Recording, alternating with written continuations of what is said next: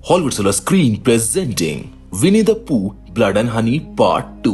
दोस्तों, अगर अभी तक आपने इसका पहला पार्ट नहीं देखा है तो उसका लिंक आपको डिस्क्रिप्शन बॉक्स और आई बटन में मिल जाएगा। इस फिल्म की कहानी समझने के लिए आप पहले उस पार्ट को जरूर देख लीजिए, क्योंकि इसकी कहानी उन्हीं इवेंट्स के बाद की है। इस पार्ट की शुरुआत पिछले पार्ट के हादसों के 1 साल बाद होती है, जहां क्रिस्टोफर अपने बचपन में जाकर विनी द पू से मिलता था, लेकिन कुछ हादसों के चलते वहां से उसे वापस आना पड़ता है। मगर उसके जाने के बाद इन जानवरों के पास खाने का कोई इंतजाम नहीं होता, इसीलिए मजबूरन इन जानवरों को जंगल से बाहर निकलकर लोगों को मारना शुरू करना पड़ता है। अब इन सब मौत का इल्जाम क्रिस्टोफर के ऊपर डाल दिया गया था, क्योंकि उस समय लोगों को जंगल में कोई जानवर नहीं मिले थे और बदला लेने के लिए गुस्साई जनता ने आसपास के सभी जंगलों को जला डाला था, जिसमें सभी जानवर जलकर मरने लगे थे। लेकिन विनी द पू और उसके दोस्त इसमें किसी तरह से बच जाते हैं, क्योंकि समय रहते वो लोग घने जंगलों के बीच छुप गए थे। इसी कारण से इंसानों को जानवरों का कोई सबूत नहीं मिलता है और इन सभी कत्ल का इल्जाम क्रिस्टोफर के ऊपर डाल दिया जाता है। पुलिस अभी क्रिस्टोफर के बयान लेने में लगी हुई है। वहीं जंगल के जल जाने की वजह से पू काफी दुखी था। यहाँ से 1 हफ्ते बाद का सीन दिखाया जाता है। यहाँ हम एक बस में कैंपिंग कर रही 3 लड़कियों को देखते हैं। तीनों साथ में बैठकर घोस्ट को बुलाने की कोशिश कर रही होती है कि तभी अचानक से उनकी बस के ऊपर आकर कुछ गिरता है। एक लड़की उठकर गेट के पास जाकर पता करने की कोशिश करती है, लेकिन तभी पिगलेट बस में बैठी एक लड़की की बॉडी में रॉड घुसेड़कर उसको मार डालता है। वहीं गेट पर आउल आकर काले बाल वाली लड़की का हाथ तोड़ देता है। इसके बाद पिगलेट और आउल दोनों मिलकर उनकी बस को तालाब में फेंक देते हैं। उनमें से एक लड़की वहां से भागने के लिए अपनी कार को चालू करती है, मगर उससे पहले ही पू वहां पर आता है और उसके दोनों हाथ पैर बांधकर उसको मार डालता है। वहीं दूसरी लड़की जिसका हाथ टूटा था, पिगलेट, उसको भी मार डालता है। इसके बाद सीन शिफ्ट होता है और हम क्रिस्टोफर को देखते हैं, जो अपने थेरेपिस्ट को बताता है कि बचपन की वो डरावनी यादें अभी भी मुझको डराती हैं। इस पर उसकी थेरेपिस्ट उससे कहती है कि कोई बात नहीं, कुछ चीजें दिमाग से निकलने में टाइम लेती है। इसके बाद क्रिस्टोफर अपनी गर्लफ्रेंड डैनी से मिलता है। वो डैनी से कहता है कि मैं शाम को अस्पताल जाऊंगा, उसके बाद हम दोनों साथ में घूमने बाहर चलेंगे। डैनी उसे जवाब देते हुए कहती है कि ये सब तो ठीक है, लेकिन पहले कार में आकर बैठ तो जाओ, मैं तुम्हें घर छोड़ देती हूँ। कार में आकर क्रिस्टोफर उसको बताता है कि मैं कुछ दिनों से काफी परेशान चल रहा हूँ, लोग मुझको कातिल समझते हैं। जिस पर डैनी उससे कहती है कि तुम चिंता मत करो, लोग जल्द ही सब कुछ भूल जाएंगे। इसके बाद डैनी उसको घर पर छोड़ देती है। घर आते ही क्रिस्टोफर का दोस्त फ्रैंक उसको बताता है कि किसी ने तुम्हारे पिता की गाड़ी पर मर्डरर लिख दिया है। इसके लिए क्रिस्टोफर अपने फादर से माफी मांगता है, लेकिन उसके फादर उसको गले लगाते हुए समझाते हैं कि बेटा, इसमें तुम्हारी कोई गलती नहीं है। मगर मन ही मन क्रिस्टोफर को ये सब चीजें काफी परेशान कर रही होती हैं। दूसरी ओर कुछ लोग जो पू और उसके साथियों के बारे में जानते हैं, वो लोग गन लेकर जंगलों में उनका शिकार करने के लिए चले जाते हैं। आउल ये सब देखकर पू के पास जाता है, जहाँ पिगलेट और टाइगर भी मौजूद होते हैं। आउल उनको बताता है कि पहले इंसानों ने हमारे घर यानी हमारे जंगल को जला दिया और अब वो लोग हमें मारने के लिए जंगलों में खुलेआम गन लेकर घूम रहे हैं। इसलिए हमको यहाँ से बाहर निकलकर इंसानों से अपना बदला लेना होगा, खासकर क्रिस्टोफर से, क्योंकि ये सब उसी का किया धरा है। पू भी इस बारे में सोचने लगता है। वहीं हम जंगल में उन्हीं शिकारियों को देखते हैं। तभी अचानक से पिगलेट आकर उन पर हमला कर देता है, मगर वो तीनों मिलकर उसको मार डालते हैं। तभी वहां पर पू आ जाता है और एक एक करके सभी शिकारियों को मार देता है, मगर उनमें से एक शिकारी फिर भी बच जाता है और भागते हुए शहर की तरफ निकल जाता है। वहीं दूसरी ओर हम क्रिस्टोफर को देखते हैं, जो अस्पताल में एक बच्चे का इलाज कर रहा होता है। तभी उसका सीनियर आकर उसको इन्फॉर्म करता है कि टाउन में अभी तुमसे रिलेटेड काफी बातें चल रही हैं, इसीलिए जब तक तुम पर लगे सारे इल्जाम गलत साबित ना हो जाएं, तब तक तुम यहाँ पर काम मत करना। क्रिस्टोफर जानता था कि ये दिन भी आएगा, इसीलिए वो कहता है कि कोई बात नहीं। तभी वो इस अस्पताल के जैनिटर को देखता है, जो बड़े अजीब तरह से उसको देख रहा होता है। जैसे क्रिस्टोफर उसकी तरफ बढ़ता है, वो जैनिटर वहां से चला जाता है। उसी समय अस्पताल में घायल शिकारी को इलाज के लिए लाया जाता है। नर्स उसको बताती है कि इस पर किसी जंगली जानवर ने हमला किया है। क्रिस्टोफर इस बारे में सोचता है कि आखिर ये किसने किया होगा। क्रिस्टोफर घर वापस आकर अपने माँ बाप से इस बारे में डिस्कस करता है। तभी उसकी मॉम उसे कहती है कि ऊपर जाकर अपनी बहन लेक्सी को खाने के लिए नीचे ले आओ। क्रिस्टोफर ऊपर जाकर लेक्सी को खाने के लिए मनाता है। यहाँ दोनों भाई बहन को देखकर समझ आ रहा था कि इनमें काफी अच्छी बनती है। यहाँ से सीन बदलता है और हम जंगल में एक आदमी को अपने बेटे के साथ देखते हैं। वो आदमी अपने बेटे को शिकार करना सिखा रहा होता है, इसीलिए वो अपने बेटे को एक दूरबीन की मदद से चिड़िया दिखा रहा होता है। तभी अचानक उसके बेटे को आउल दिखाई देता है, जिसको देखकर वो डरकर वहां से भाग जाता है। वो आदमी कुछ समझ पाता उससे पहले आउल उसे उठाकर अपने साथ ले जाता है। जिसके बाद थोड़ी ही देर में हम एक नदी में उस आदमी के कटे हुए शरीर के टुकड़ों को देखते हैं। एक बार फिर से हम क्रिस्टोफर को अपने थेरेपिस्ट से बात करते हुए देखते हैं। थेरेपिस्ट उसे हिप्नोटाइज करके उसके बचपन के बारे में जानने की कोशिश करती है। क्रिस्टोफर उनको बताता है कि बचपन में हम सब छोटे भाई बहन मिलकर विली के साथ हाइड एंड सीक खेल रहे थे। मेरा भाई जाकर एक कार में छुप गया। तभी अचानक से उस कार का दरवाजा बंद हो गया और एक आदमी उसको अपने साथ ले गया। मैंने तो उसका चेहरा भी देखा था। क्रिस्टोफर इतना सब कुछ सोचकर डर की वजह से उठ जाता है। वो अपने थेरेपिस्ट को बताता है कि मेरी आंखों के सामने ही वो मेरे भाई को लेकर गया और मैं कुछ भी नहीं कर पाया। लेकिन थेरेपिस्ट उसको समझाती है कि इसमें तुम्हारी कोई गलती नहीं है, तुम तब बच्चे थे।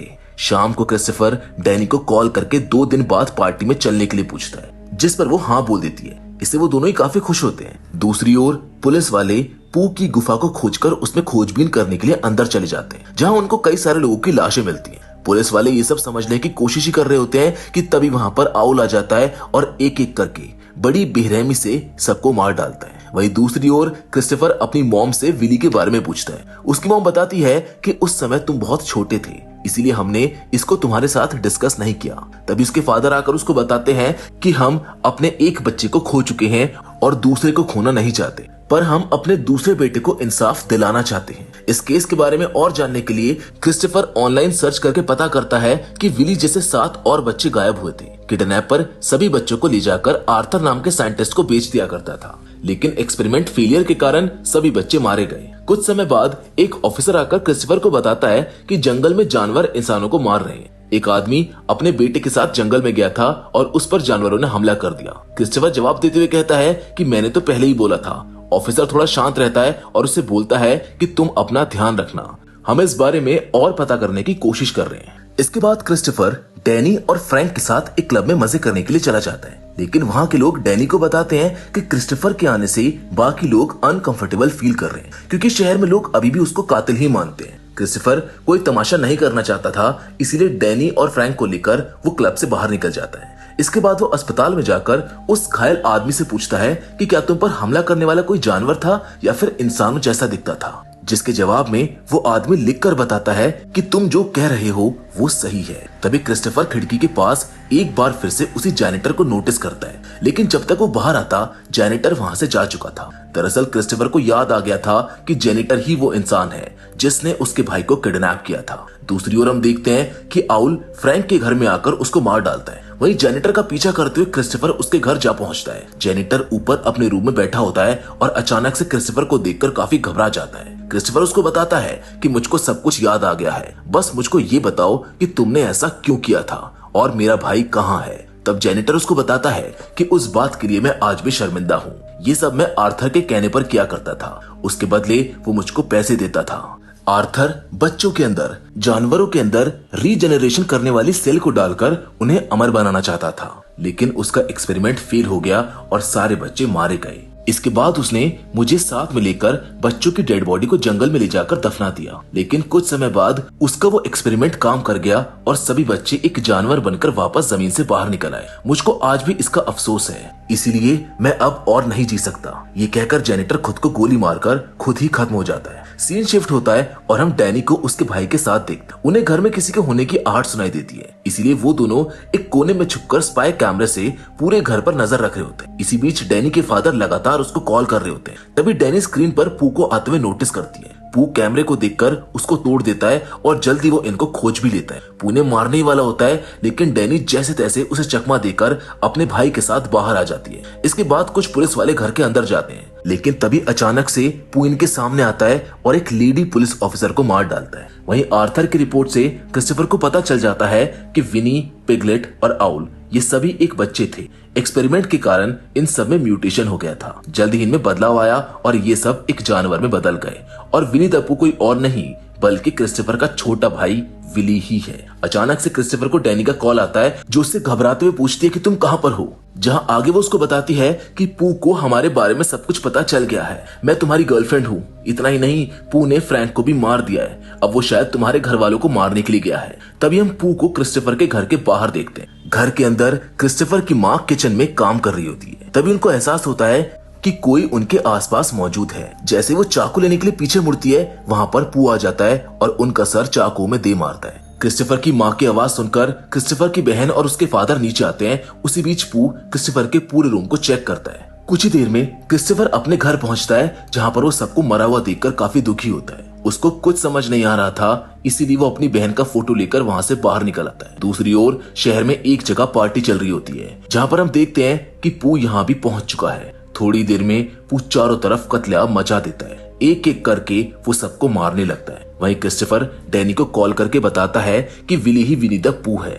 उसी समय वो रेडियो पर पार्टी में हो रहे कत्लेआम के बारे में सुनता है। उधर पार्टी में जल्द ही पू को टाइगर का भी साथ मिल जाता है और वो बुरी तरह से बच्चों को मारने लगते हैं। जहां थोड़ी ही देर में क्रिस्टोफर भी वहां पर पहुंच जाता है। एक लड़की उसको बताती है कि पू पीछे की तरफ गया है। तभी टाइगर वहां पर आकर क्रिस्टोफर पर हमला कर देता है, लेकिन क्रिस्टोफर अपनी गन से उसको शूट करके घायल कर देता है। दूसरी ओर पू लोगों को मारे जा रहा था। वो एक लड़के को जेनेटर में छुपा हुआ देखता है, जिसको देखकर वो उस मशीन का प्रेशर बढ़ा देता है, जिससे उस लड़के की वहीं पर मौत हो जाती है। इसके बाद पू एक लड़की का सर आरी से काट डालता है। वहीं क्रिस्टोफर भी पीछे के रास्ते से आकर पू से लड़ने लगता है। पू के हाथ में एक चेनसॉ होती है, जिससे वो लगातार क्रिस्टोफर पर हमला कर रहा होता है। दोनों लड़ते हुए जंगल में पहुंच जाते हैं। पू बुरी तरह से क्रिस्टोफर को मारता है और उसे उठाकर एक जगह पर फेंक देता है, लेकिन उस जगह को देखकर पू को याद आता है कि ये वही जगह है जहां आर्थर ने उसको गाड़ दिया था। मगर म्यूटेशन के बाद वो यहाँ से बाहर आ गया था। धीरे धीरे पू को अपने बचपन की यादें वापस आने लगती है।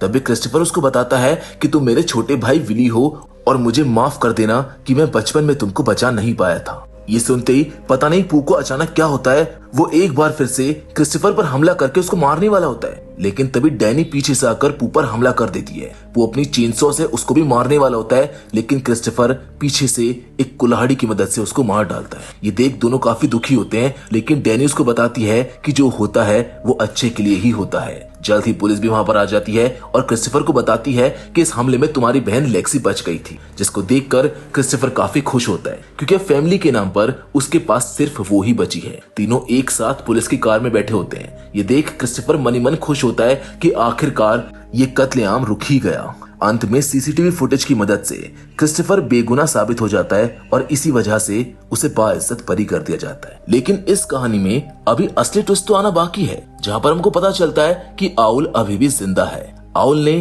पू, पिगलेट और टाइगर की बॉडी को संभाल कर रखा हुआ है और उनकी बॉडी से वो कहता है कि मैं जल्द ही तुम्हें जिंदा कर लूंगा, जिसके साथ हमारी आज की कहानी यहीं पर खत्म हो जाती है। तो दोस्तों, आपको ये कहानी कैसी लगी आप हमको कमेंट करके जरूर बताइएगा। बाकी फिलहाल तो आज के इस वीडियो में बस इतना ही, लेकिन हम फिर से जरूर मिलेंगे और वो भी एक और नई इंटरेस्टिंग कहानी के साथ। पर हमेशा की तरह तब तक के लिए धन्यवाद।